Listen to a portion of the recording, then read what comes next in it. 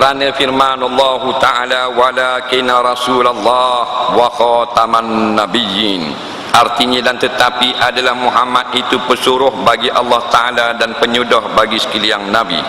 Dan sabda Rasulullah sallallahu alaihi wasallam, la nabiyya ba'di, artinya tiada ada nabi kemudian daripada aku. Nabi kita adalah yang terakhir sekali dilantik oleh Allah Subhanahu wa Ta'ala. Dan macam mana pula dalam hadis Nabi Isa alaihi salam akan turun akhir zaman. Nampaknya Nabi Isa akhir. Kena faham baik maksud Nabi yang terakhir, Nabi Muhammad yang terakhir dilantik oleh Allah. Nabi Isa sebelum Nabi Muhammad telah pun dilantik, cuma tidak diwafatkan oleh Allah. Sekarang di mana? Di sisi Allah. Mati tak lagi? Tak mati lagi. Dalil nak kata tak mati mesti ada nas. Nah dalam hadis sahih. Nampak? Akan turun Nabi Isa, Jesus Christ yang dipuja-puja oleh agama Kristian. Dia ni Nabi Isa alaihi salam akan turun ke bumi, bukan dilantik menjadi rasul. Faham tak? Dalam hadis kata bukan dilantik, dia telah dilantik sebelum Nabi kita lagi. Allah telah beri kitab Injil, tapi diselamatkan daripada cubaan bunuh oleh puak-puak Yahudi laknatullah.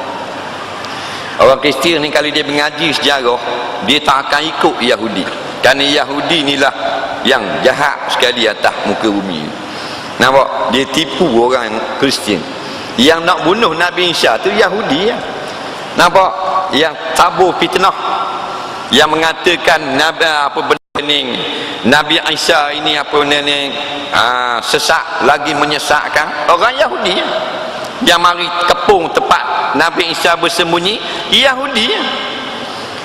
Nah, diletak pada salib bukan Nabi Isa, dia adalah tali baru Yahudi. Allah tukar muka dia dengan muka Nabi Isa, jadi orang pun kepung tangkap dia, salib pada batang salib. Yang orang Kristian percaya itulah Nabi Isa alaihi salam. Nampak? Padahal bukan Nabi Isa alaihi salam, orang lain. Tu yang salib dia suci sangat. Salib Kristian suci, jangan main salib dia. Kalau ada atu tunjuk salib, tidur atu. Padahal telah berlaku sungguh di Virginia, Amerika Syarikat. Rumah berhantu telah diuji 3 agama. Wak mari ulama, wak mari padri Kristian, wak mari padri Yahudi. Hak mana boleh mengawal hantu dan jin yang mengganggu rumah tu? Mula-mula mari Yahudi, rambut panjang, pakai topi pak semegi gitu, pakai jubah, dia bakar kemiang. Yahudi kemiang, bakar kemiang, atu joget, atu dah lari atu. Joget tu kita tambah lah, tapi dah lari atu.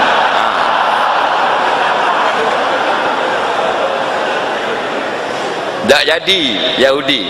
Baca kitab Yahudi, baca New Testament, Old Testament, khatam, tak lari atu. Kau ramai mari joget dia. Batu giliran Kristian pula. Ni rumah ni yang sangat berhantu. Pada 200 tahun rumah ni musik. Memang berhantu sungguh. Nampak? Setan duduk situ. Yang kedua masuk padri besar. Pakai piah merah cek kepala, pakai salib besar. Salib daripada emas. Baju jubah merah. Gitu semua. Dak lagi juga atu. Waktu beg salib mah. Atu pun dak lagi juga. Tapi dak answer gitulah atu. Atu kita, baca ni dak lagi. Nampak? Tapi kalau kita tengok cerita orang putih, dia buat movie cerita-cerita atu tak? Kalau atu keluar kan, panggil polis, syarif, lari syarif, tembak dah jadi apa? Mari padri tau. Atu mari. Padri pun jeng jeng jeng. Wak keluar salib. Atu pun jadi pondang atu. Atu cerita. Atu lakonang. Sungguh nu di Virginia. Wak keluar salib. Atu kau ramai mari berpusing-pusing. Nampak? Akhirnya seorang ulama. Dia ni orang putih. Nampak tak? Tapi dia rasa keluarga dia lama di Amerika masuk Islam. Dan dia sampai jadi ulama di Amerika. Dia baca surah Yasin dan ayat kursi. Nampak? Cuma baca di pintu rumah dan di tangga atas. Sampai learning rumah tu tidak ada lagi hantu. Dan dijual dengan harga $2 juta. Rumah hebat sungguh, 3 tekak. Nampak? Menunjukkan Islam itu benar. Nabi Isa turun akhir zaman bukan dilantik menjadi Nabi. Dia telah dilantik menjadi Rasul. Dia telah meninggalkan kitab Injil. Kita beriman dengan kitab Injil. Kita beriman dengan kitab Taurat. Orang Kristian dia tak beriman dengan Quran. Dia hanya beriman dengan Injil. Kita ni beriman dengan semua kitab daripada Allah. Nabi Isa turun dalam hadis kata mematahkan salib dan membunuh babi. Apa benda maknanya? Sebab tu jangan baca hadis terus faham. Nampak? Kita tak faham setengah-setengah hadis. Kita perlukan pencerahan daripada ulama. Sebab tu ulama buat kitab syarah hadis. Hadis yang satu patah disyarahkan 10 lah. Hadis yang 2 baris disyarahkan 10 lah. Hadis yang 3 baris sampai 20 muka. Dan ada beberapa hadis yang disyarahkan ulama menjadi kitab. Panjang maknanya. Sebab tu perkataan Nabi ni qalla lafzuhu wa kasura maknahu. Pendek perkataan tetapi huraian tersangat banyak. Kita ni yang panjang perkataan, makna tak ada sekepeng. Sembang saja 3 jam kedai kopi, satu pun tak boleh pakai. Faham? Maksud mematahkan salib bukan berturun Nabi Isa panjat di gereja, lepas tu repih salib, bukan gitu.